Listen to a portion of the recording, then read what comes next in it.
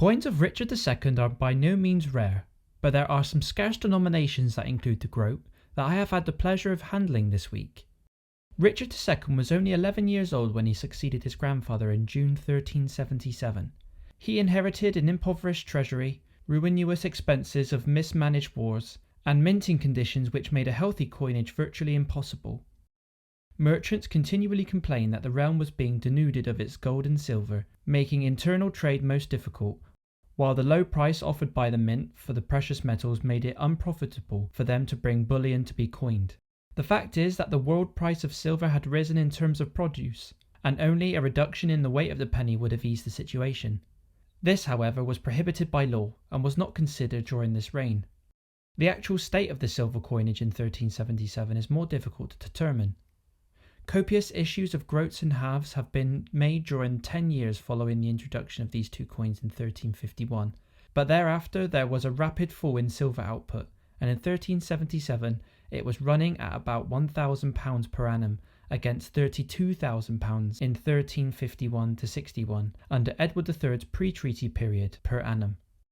It is reasonable to think that an adequate supply of larger coins, more than less worn, were still in circulation, but the position as to the small change, the pennies, halfpennies and farthings needed by the public for day-to-day purchases, was a very different story. During almost the whole of Edward III's reign, very few of these small pieces have been issued, except for perhaps the period of 1335 to 1351, and they are very scarce today.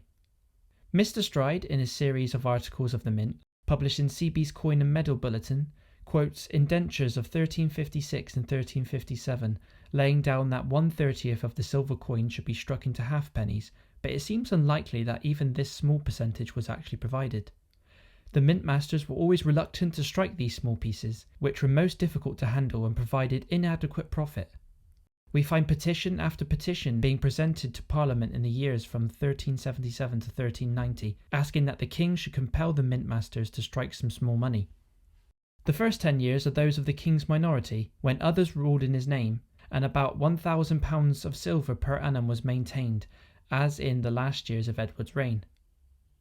This period ended with Richard's first assumption of personal power, but this was almost immediately checked by the appellants, who controlled the country for the next 2 years, and the mint activity in silver fell to almost zero.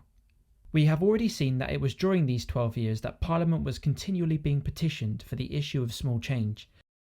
The silver of the period therefore most probably comprised the scarce early groats, and the bulk of the commoner middle period groats and halves. The king's resumption of power in the spring of 1389 was the signal for a great increase in mint output. In fact, the following 2 mint years from Michaelmas 1389 to Michaelmas 1391 provided the largest annual production of silver coin of the reign. At all events, middle period halfpennies are quite common today, and I think it's reasonable to assume that the bulk of the issue of these 2 years did in fact consist of the small coinage so desperately needed. At any rate, we have the surviving coins, and the petitions of Parliament apparently ceased for a time after 1390, and it was this short period also that the king was able to reverse the anti-French policy which had existed since the minority as a legacy from his grandfather, and finally to conclude a short-lived truce with France. This may well explain the first omission of the French title in some dies of denominations but the groats, which may not have been struck at all at this time. After this burst of activity that followed 5 years of very poor issues of silver, barely reaching £200 in any year due to the renewal of the war with France and its gross mismanagement, which caused serious economic difficulties in the country. All of this was brought to an end by the king's French marriage, followed by the last 4 years of the reign, a period of improved trade and finance, and when Richard again asserted his personal power. The result was an increase in activity at the mint once more, and the yearly output rose steadily to exceed the £1,000 mark. Because of the small output of silver, this unfortunately makes Richard II groats worth considerably more than the Edward III, and you don't see many around. But the example I was sent was only the second I have ever had the pleasure of listing, and interestingly, was the second to be double struck. The obverse displays the typical medieval facing bust, with the legend translating to Richard by the grace of God, King of England and France. The legend changed throughout Edward III's coinage, changing around the agreed Treaty of Brittany that was subsequently broken, and the title of King of France was thus re-implemented at the end of Edward's reign. Our second coin is from my own collection, and is of the more common penny of the reign of Richard, minted using locally made dies in the city of York. The crude design and minting of these is the first key giveaway that this is a local issue, with many of the pennies produced using official dies going for incredible sums in comparison. Interestingly, if we look on the reverse, the E and the B in EBO are reversed. Pennies like this one will set you back around £50 to £100, so are a lot more affordable if you're a penny collector looking to obtain one. And lastly, we have the most common of Richard's reign, the silver halfpenny, often confused with Edward III to those not familiar with hammered coins. And these were produced using a majority of the silver issued at the mint, and thus are commonly found, resulting in a very cheap price. I think I purchased this from Facebook for around £35, and most of the halfpennies and farthings of medieval England are of a small flan, with many of the dies being too large for the decrease in silver used to produce them. So many assume they're clipped, although being of correct weight. Luckily for us numismatists, there are coins at all price points that makes our hobby that more inclusive to suit all budgets. In June 1399, Louis I, Duke of Orleans, gained control of the court of the insane Charles VI of France. The policy of rapprochement with the English crown did not suit Louis's political ambitions, and for this reason he found it opportune to allow Henry Bolingbroke to leave for England.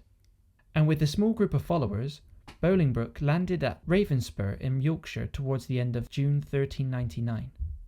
Men from all over the country soon rallied around him, and on August 19th, Richard surrendered to Henry at Flint Castle, promising to abdicate the crown if his life was spared. Both Richard and Henry then returned to London, and the king riding all the way behind Henry. And upon his arrival, he was imprisoned in the Tower of London on September 1st. Henry was by now fully determined to take the throne, but presenting a rationale for this action proved a dilemma. It was argued that Richard, through his tyranny and misgovernment, had rendered himself unworthy of being king, and Henry had agreed to let Richard live after his abdication. This all changed when it was revealed that the Earls of Huntingdon, Kent and Salisbury, and Lord Despencer, all now demoted from the ranks they had been given by Richard, were planning to murder the new king and restore Richard. Although averted, the plot highlighted the danger of allowing to keep Richard alive, and he is thought to have been starved to death in captivity in the Pontefract Castle on or around the 14th of February 1400, although there is some question over the date and the manner of his death. So there we have it, the first set of coins to appear on the channel under King Richard II. I hope you've enjoyed today's video, and be sure to let me know down below in the comments the coins that you have in your collections from his reign. Thank you all for your continued support, and as always, keep collecting.